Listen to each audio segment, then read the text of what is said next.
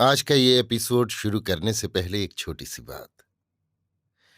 क्या आप भी अपना पॉडकास्ट बनाने की सोच रहे हैं? तो एंकर ट्राई कीजिए। ये पॉडकास्ट बनाने का सबसे आसान तरीका है। नंबर 1, ये फ्री है। नंबर 2, इसमें कई सारे ऐसे टूल्स हैं जो आपको अपने फ़ोन और कंप्यूटर पर रिकॉर्ड और एडिट करने की फैसिलिटी देते हैं। नंबर 3, आप अपने पॉडकास्ट को डिस्ट्रीब्यूट भी कर सकते हैं, जिससे इसे स्पॉटिफाई और दूसरे प्लेटफॉर्म पर सुना जा सके। तो डाउनलोड कीजिए फ्री एंकर ऐप या विजिट कीजिए anchor.fm पर अपना पॉडकास्ट स्टार्ट करने के लिए। ये तो थी एक छोटी सी जानकारी, और अब शुरू करते हैं एपिसोड का सिलसिला। तो आज के एपिसोड में लीजिए सुनिए फणीश्वर नाथ रेणु के लिखे उपन्यास मैला आंचल का भाग 38, मेरी यानी समीर गोस्वामी की आवाज में। 2 दिन से बदली छाई हुई है। आसमान कभी साफ नहीं होता। 2-3 घंटों के लिए बरसा रुकी, बूंदाबांदी हुई, फिर फुहिया। एक छोटा सा सफेद बादल का टुकड़ा भी यदि नीचे की ओर आ गया तो हर हराकर वर्षा होने लगती है।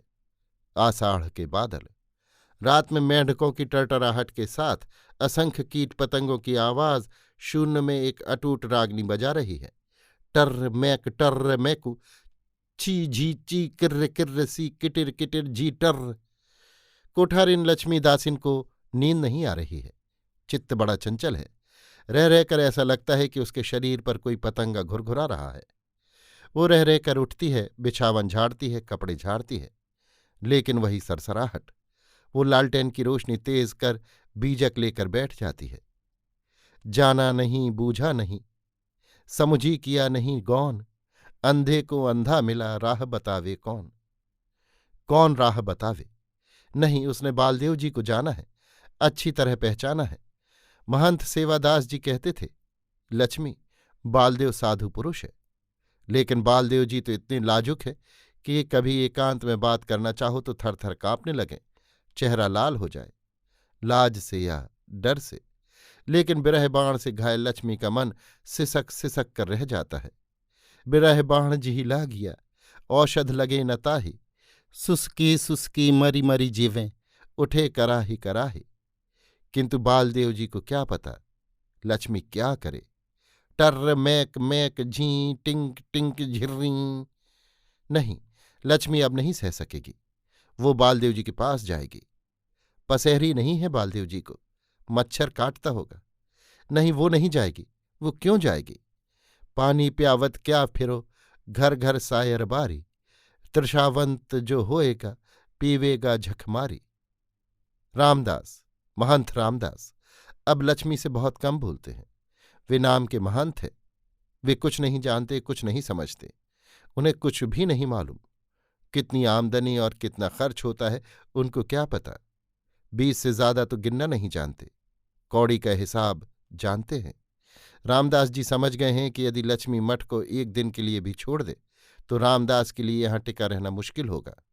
लक्ष्मी जादू मंतर जानती है। क्या कागज पत्तर, क्या खेतीबाड़ी और क्या हाकिम महाजन, सभी में वो अव्वल है। महंत रामदास जी समझ गए हैं कि यदि इज्जत के साथ बैठकर दूध मलाई भोग करना हो तो लक्ष्मी को जरा भी अप्रसन्न नहीं किया जाए। तन का ताप मन को चंचल तो करता है, लेकिन क्या किया जाए। यदि एक दासिन रखने का हुक्म लक्ष्मी दे दे तो? गड़गड़ाम गड़गड़ बादल घुमड़ा, बिजली चमकी और हरहराकर वर्षा होने लगी। हाँ, अब कल से धन रोपनी शुरू होगी। जय इंदर महाराज, बरसो बरसो। लेकिन बीचड़ के लिए धान कहाँ से मिलेगा? बीचड़ यानी धान का बीज, धान का एक छोटा सा पौधा। आज तो पंचायत में सभी बड़े मालिक लोग बड़ी बड़ी बातें बोलते थे। कल ही देखना कैसी बात करते हैं। अपने खर्चा के जोग ही धान नहीं है, बीहन नहीं है, अथवा पहले हमको बोने दो। गड़गड़ाम गुड़ुम, बीहन का धान मालिकों को देना होगा। हमेशा देते आए हैं, इस बार क्यों नहीं देंगे? कालीचरण ऑफिस में सोए अध सोए और लेटे लोगों से कहता है, और बार दूना लेते थे, बीहन का दूना। इस बार सो सब नहीं चलेगा। यदि तहसीलदार मामा ने ऐसा प्रबंध नहीं किया तो फिर संघर्ष। बिजली चमकती है, बादल झूम झूम कर बरस रहे हैं। मंगला अब कालीचरण के आंगन में रहती है। कालीचरण की माँ अंधी है। कालीचरण की एक बेवा अधेड़ फूफू है। मंगला की मीठी बोली सुनकर कालीचरण की माँ की आंखें सजल हो उठती हैं और फूफू की आंखें लाल। जब जब बिजली चमकती है, पछवारिया घर के ओसारे पर सोई फूफू पुअरिया घर की ओर देखती है। आदमी की छाया नहीं, बांस है। पुअरिया घर में सोई मंगला भी जगी है। बादलों के गरजने और बिजली के चमकने से उसे बड़ा डर लगता है। बचपन से ही वो बादल, बिजली और आंधी से डरती है। और यहाँ की बरसा तो फिर बिजली चमकी। कौन? मंगला फुसफुसाकर पूछती है। कौन? भीगे हुए पैरों के छाप बिजली की चमक में स्पष्ट दिखाई देते हैं।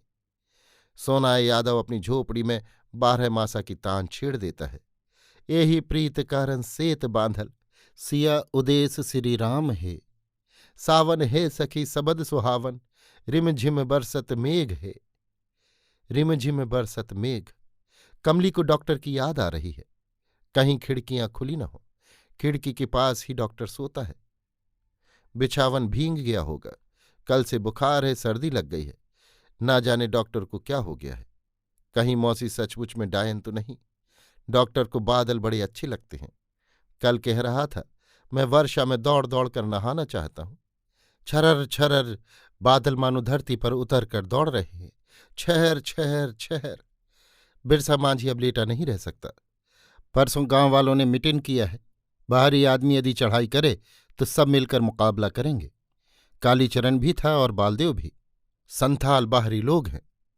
तहसीलदार हर गौरी का सिपाही आज जमीन सब देख रहा था। अख्ता भदय धान पक गया है। काटेंगे क्या? किस खेत में कौन धान बोएंगे? तो क्या सचमुच में संथालों की जमीन छुड़ा लेंगे तहसीलदार? जमींदारी प्रथा खत्म हुई, लेकिन तहसीलदार जमीन से बेदखल कर रहा है। बात समझ में नहीं आ रही है। क्या होगा? कल ही देखना है। जमीन पर हल लेकर आवेगा तहसीलदार। भदय धान काटने आवेगा। तब देखा जाएगा। पहले से क्या सोच फिकर।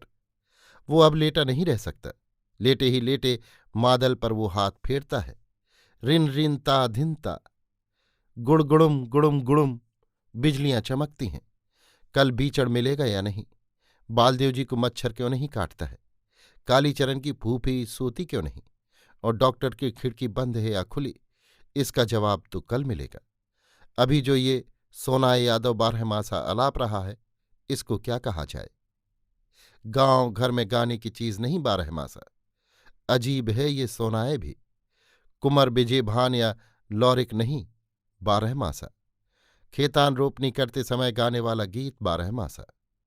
धान के खेतों में पांवों की छप छप आवाज के साथ वो गीत इतना मनोहर लगता है कि आदमी सब कुछ भूल जाए। ये संथाल टोली में मांदर क्यों बजा रहा है? बेवजह। और जब ये सोनाए 12 मासा गा ही रहा है तो 4 कड़ी सुनने दो बाबा। बेताल का ताल बजा रहे हो। बरसा की छटपटाहट और बादलों की घुमड़न में मांदर की आवाज स्पष्ट नहीं सुनाई पड़ती है। गनीमत है। ओह, सोनाए ने अब झूमर 12 मासा शुरू किया है। अरे फागुन मास रे गवना मोरा होइत, कि पहिरू बसंती रंग है।